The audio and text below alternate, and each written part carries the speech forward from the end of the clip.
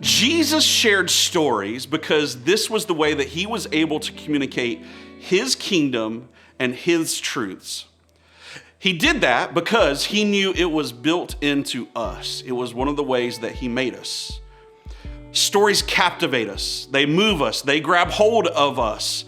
It's the reason that we love movies. It's the reason that we love to read dramatic books. It's the reason that we love to sit by a campfire and tell old stories.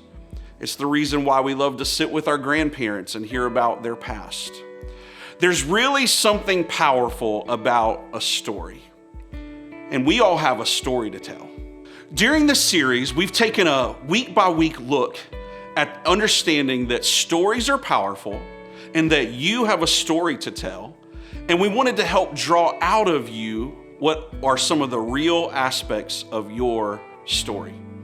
See, there's something powerful about the real, authentic version of you, where you've been, what you've done, and where God has brought you from.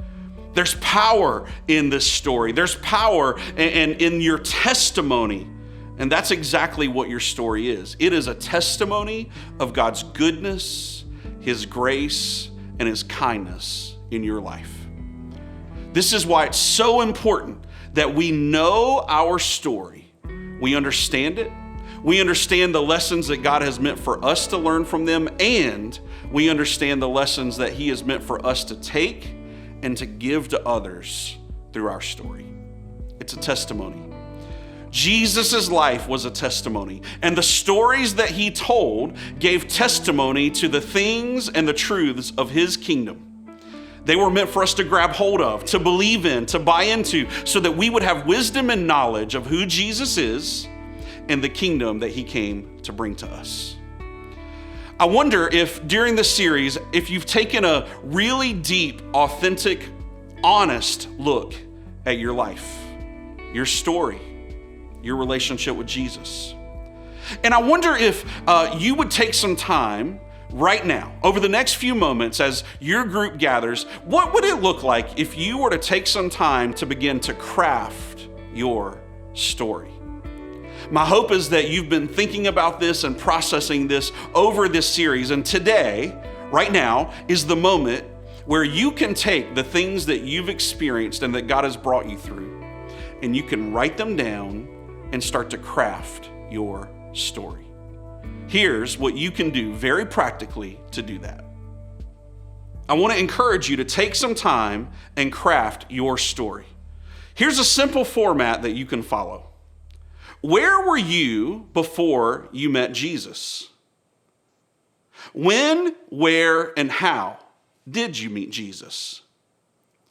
What have you seen change in your life since meeting Jesus?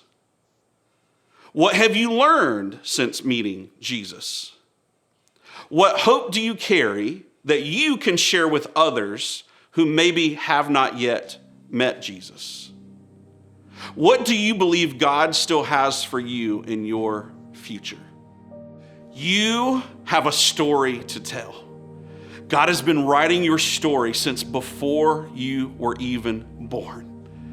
And everything that you've experienced and everything that you've walked through leading up to this moment right here, right now, God has been crafting your story. And it is time for you to take it and tell it.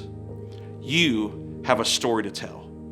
And it will point to Jesus, and it will remind the world of how good he is. You have a story to tell.